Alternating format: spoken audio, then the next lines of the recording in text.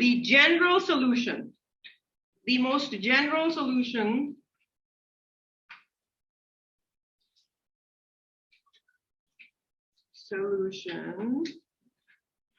for a spring.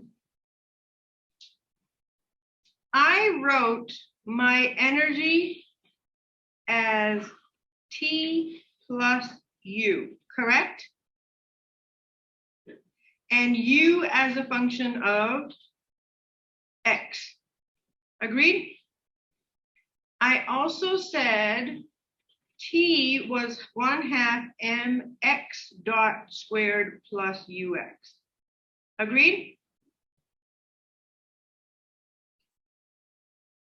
That means I can write T minus U as 1/2 mx dot squared, correct? Notice I'm not using B's now. I'm just trying to get you guys familiar with this terminology, with the dots. So far, so good? Okay, can I then write 2 over m e minus u square root as x?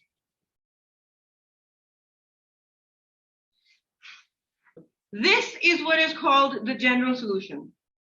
What is the most fundamental thing we want to do in physics when we think of motions in a straight line? We want to know where something is and where something is going to go. So when we are talking about potential energies, what are the 3 different kinds that we talked about today? Potential energies. There was good, gravitational. Good. Gravitational and spring. U was what for the spring? At t equals 0, because that's the only time I know. Remember we said we wanted to know where things go after we know at t0. At t0, if you have a spring attached to a mass, my potential energy, U, can be written as 1/2 kx naught squared. And I want to find x dot. So can I rewrite this equation as, bear with me here, delta x over delta t equals 2 over m e minus u subscript x of square root. Can I plug in the value of, I'm going to plug in 1/2 kx naught squared minus 1/2 kx squared, because I just know what the energy is. Why isn't this erasing? Erase. Where E is the energy of the initial case and ux could be anywhere while it's in motion. Okay. Now, there is a 2 and a 2, right? Why is E only for initial? Okay, so what is E initial? T plus U initial? That's the only energy I know of.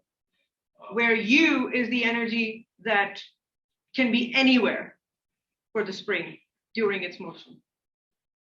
Okay? Yeah, so there's 2's in a lot of places, right? And there's K in a lot of places. Can I take K common out? Can I rewrite this as K over m x naught squared minus x squared square root?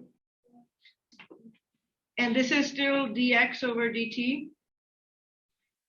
Can I so stare at this.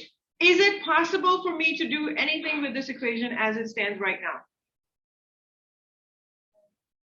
What do I need to do in order to do something with this? So the square root has time in it or x in it? So which side should I bring that to in order for me to do anything with this? So I should write this as that.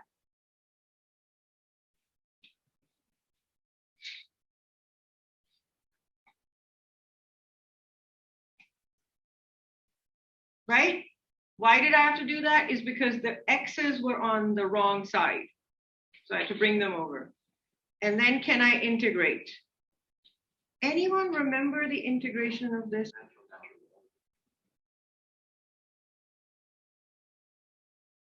And there's a square root. K and M are constants, right? So they can be taken out. Negative cosine.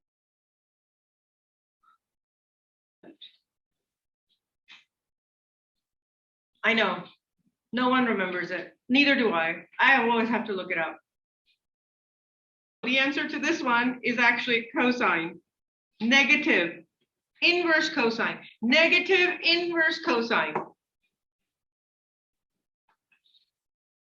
M over K square root.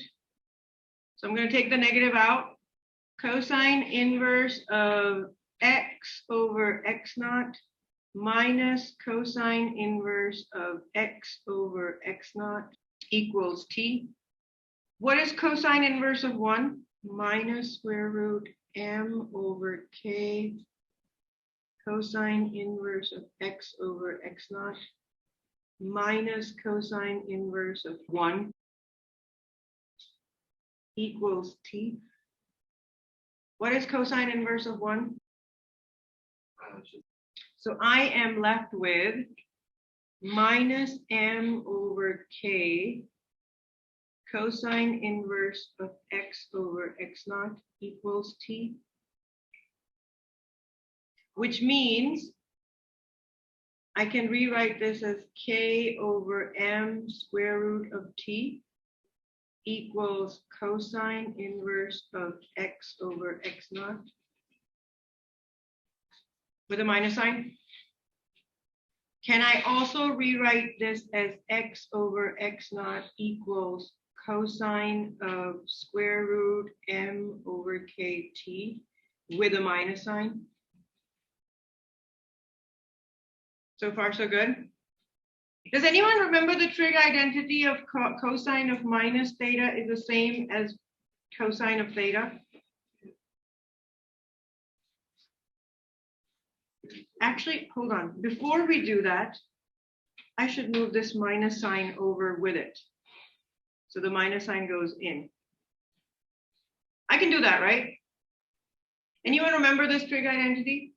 Sine of minus theta is minus sine theta. And cosine of theta is the same as cosine of minus theta is the same as cosine theta. So I am left with X equals X0 cosine square root K over MT. That is the general solution for X. And this, in fact, is also called omega, which is K over M, defined as K over M. Omega is angular frequency. And now you know where it came from. It came from very simple manipulation of just E equals T plus U.